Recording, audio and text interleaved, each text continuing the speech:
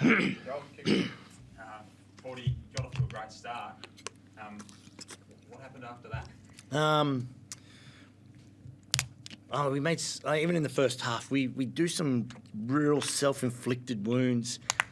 You know, we offensive goaltend pretty much one of our own shots. There's a dead ball, an inbound, and guys, we're not together running stuff, so we have turnovers off a 8-second backcourt because we're not organised, and an inbound, and then we foul on Foxwell, like 0.8 left, like insane stuff.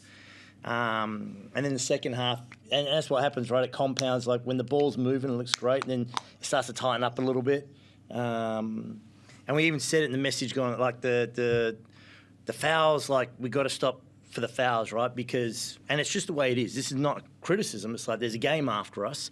There was 49 foul shots from New Zealand the game before. We are that team, right? Until we find ourselves in a better position to get those calls, like we're not going to get those. So let's keep moving the ball, shoot the open ones, attack the lane. If they collapse, kick it out. Otherwise, you've got to finish strong. And that's even what I was saying to Mo's one, the one that was challenged and was ruled successful.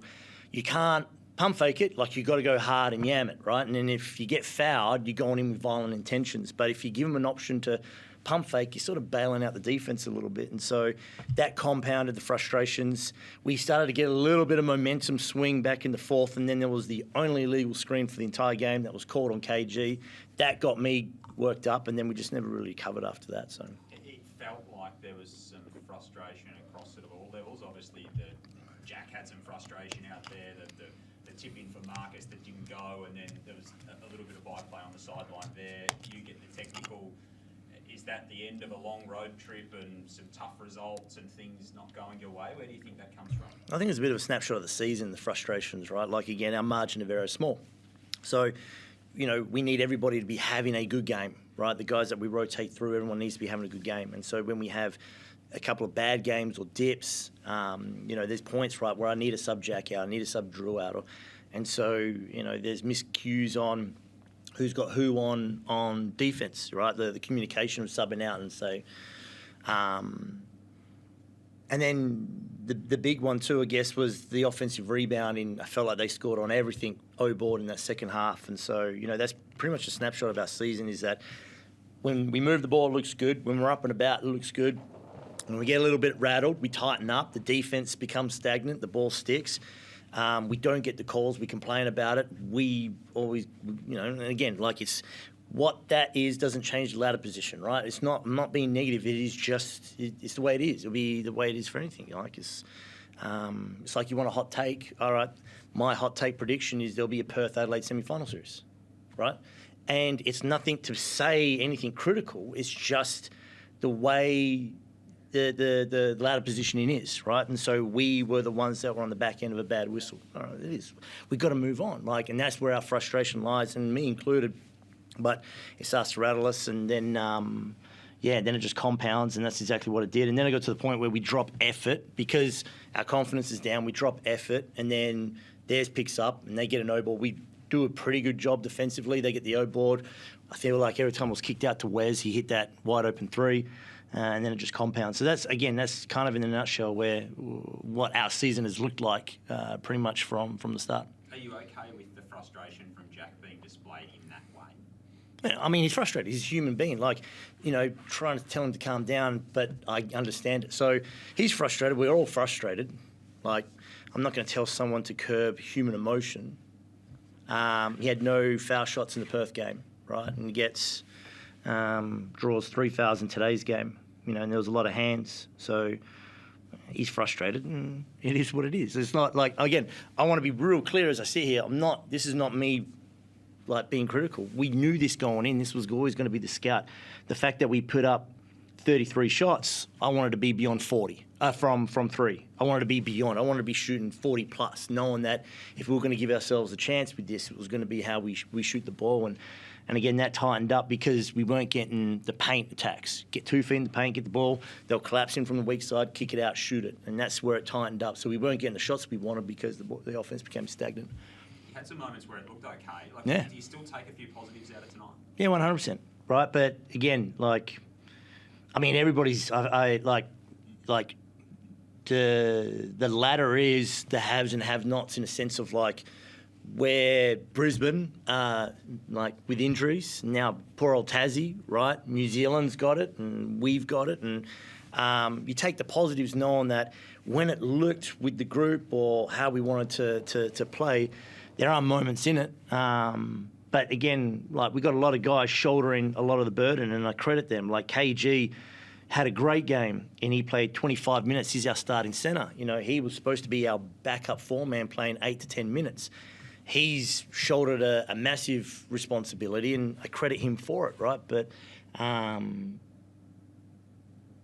yeah, like, it kind of is what it is. Forde, what's the conversation at halftime? You're leading by 10 in the first quarter. You're still leading at halftime, and then you come out after halftime and things just capitulate. Yeah. What is the discussion in there? Do you guys feel like you can take out the game? Because it feels like things turn really quickly. No, and again, the halftime I was super frustrated because we had so many bad errors, like just mental fades again. I highlight, you know, like the ball's going in the net and Marcus, for whatever reason, tries to tip it in and then tips it out. Like that ball was going in. We turn over the out of bounds because guys are walking to their spots. The 8-second backcourt, fouling. We fouled 3-point shooters twice, I think, you know, just silly stuff. And so that's where it was like we could win this if we just play a little bit smarter, like just be solid, like, and that's what I mean, right? The credit to Southeast, they do it in waves, right? So this is, you know, when we talk about like 6 man, and I'm never one to try and hitch my wagon or something, but Angus Glover, right? Like, he comes off the bench and he's doing it both ends. He's scoring and then he's antagonising and he's defending. And it's great. Like, again, not being critical of the antagonising element because it got to us, right? Like Jack draws a technical, right? So it is in waves. And so I look at someone like Drew, you know, when I subbed him out at the end, but reality is Drew's on his way to playing another 38-minute game. It's like, okay, you navigate Wes and Foxwell in that starting group, and then it's Clark and it's Glover, and so we always knew the momentum of Southeast was going to happen. Like, it was always going to happen. It was how we respond, and as I said, you know, what's the worst that can happen? And we're kind of in it. So just play loose, play free, move the ball. But again, we found ourselves in stages where Drew's got the ball and we're standing still, and Jack's got the ball and we're standing still. And so it can't just be a 2-man team. You know, we need everybody to sort of play their fill-in roles, their support roles adequately.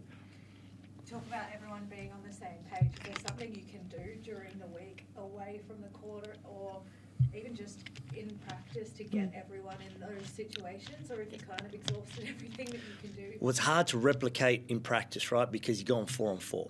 And it's hard to replicate an environment where I'm conscious of, like, Southeast play at a particular pace, and we knew that. And it was very similar to the last game where I felt like we were up at halftime against them maybe, and then we lose by 17 because they're going waves. And so, you know, Southeast play, you know, Geordie Hunter at 20, Angus Glover at 20, DJ Mitchell at 10. Like, by comparison, those guys with us would be playing 30+, right, in those relative positions, right? And so, you know, you replicate as best you can at practice with short, intense, you know, moments because, you know, we're I've always said we're one injury away from catastrophe. Well, that was Wardenberg. And so if we have another dude go down at practice because we're trying to replicate like high-level stress situations and fatigue, we're a rolled ankle away from an NBL 1 squad, you know. So not to be disrespectful to NBL 1, I'm just saying, like, this is kind of where we're at. And so Drew and Jack are playing 40+ minutes. We'll rest them and we'll get through some reps, but it's not them, right? So how can we replicate it with the other guys? And now we're playing 4s and 3s and doing that stuff. So, you know, credit to the coaching staff. We're doing everything we can with reviews and film. And again, a lot of these guys are playing their butts off, but, you know, they're playing outside of what their intended role was. You know, I can't fault them for it, you know. It is just what it is. I feel like I'm saying that a bit. Pikey? Yeah, Forde, I'll just be quick because you've covered most things, but I do take note of your couple of hot takes. So before I ask you a serious question, do you have any more hot takes you want to share? I got another hot take. Oh, I was going to say Bryce Collins was going to hit a game when he did that. That was hot take. No more injuries for anybody. Hopefully, that'd be great. Well, following up on that, do you have an idea of why we might be seeing so many serious injuries? We've seen a condensed schedule this year. I do. Has everyone got? This could be a long one. I've got it. This is my theory. I'm glad you bring it up, Chris. It's almost like we set it up, but we didn't. I mean, this is just how the league's trending, and there's many things, right, you need to factor in. I don't know why I looked down the barrel of the camera like I'm making a presidential speech then. That was different. I think about when I was an assistant coach at Perth Wildcats, and the season ran longer. It ran through to April, I think the regular season. Definitely postseason. But it ran through to April. And then in the off-season, right, you sort of got the schedule of the guys where, Greg Hire would be playing for Wanneroo. Tom Jervis would play for East Perth. But, Wagstaff and Damien Martin wouldn't be doing anything in the off-season. They'll just be working on their bodies or doing whatever side hustle they had going on.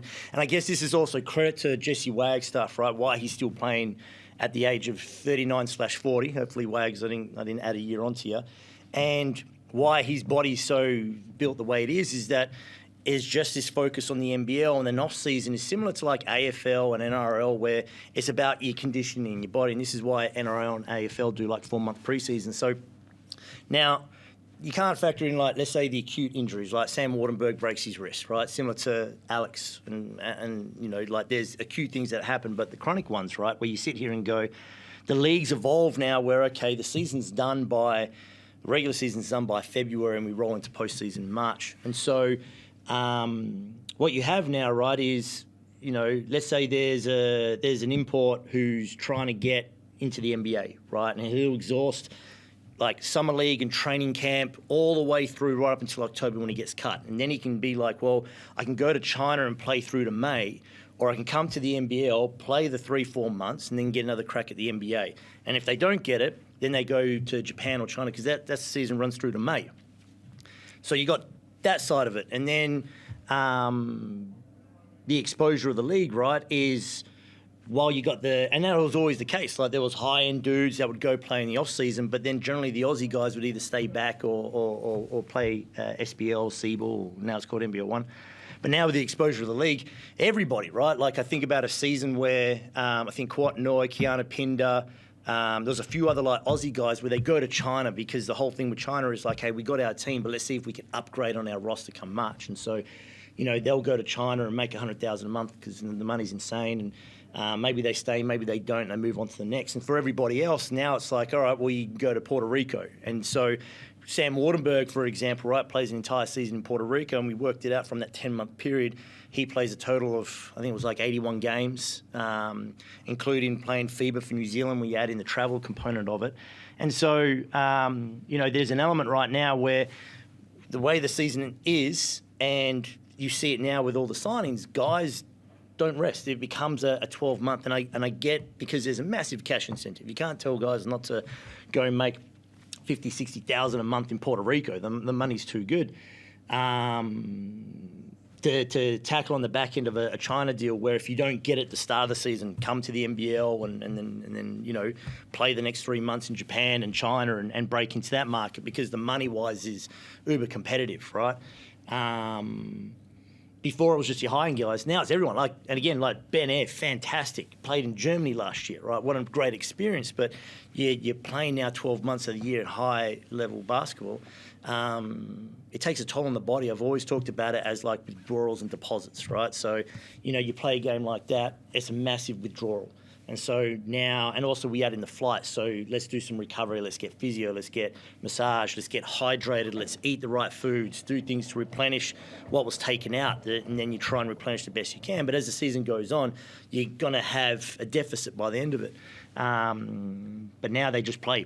And this is probably a little bit why, again, it doesn't account for the acute ones. Like, again, Sam Meninga breaking his wrist, like, that's one of the, like, shit happens, like, it happens with the contact sport. But, with the chronic ones, that's me. I don't know that for a fact. I just think that's my opinion.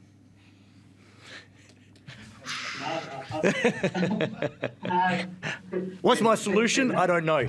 Maybe I'll tell you what, I'll give you a hot take. Hey, I got a hot take. Move it to the winter. As crazy as it sounds, if you're going to keep the season reduced, move it to the winter. I know you're competing with the domestic sports. I get that. But now you've got those guys that are trying to get to the NBA, those two-way guys, rather than not. Because, you know, there was one we really, really liked, Keontae Johnson, early on, but he decided to stay for his two-way. Well, he's playing G League. Let's say he doesn't get his two-way. Now he comes playing the NBL in the off-season. So rather than... Now we're competing with Puerto Rico almost, right? So as a hot take, move it back to the winter. It won't happen. I'm just throwing out ideas. I'm rambling. No, you left us plenty to digest. Thanks, Roddy. We good? I reckon we wrap it there. Done. How long was that? Others can follow that. I've got the record for the shortest one, I reckon. Now you've got the record for the longest I one. got the record for the longest one, so they balance out. Was the shortest one this year? Nah, shortest one was in Sydney. I think I just smashed it out in like a minute 30. It was a minute 22. Minute 22. So I got the record for the shortest one and the longest one. That was an hour and Yeah. 22, so.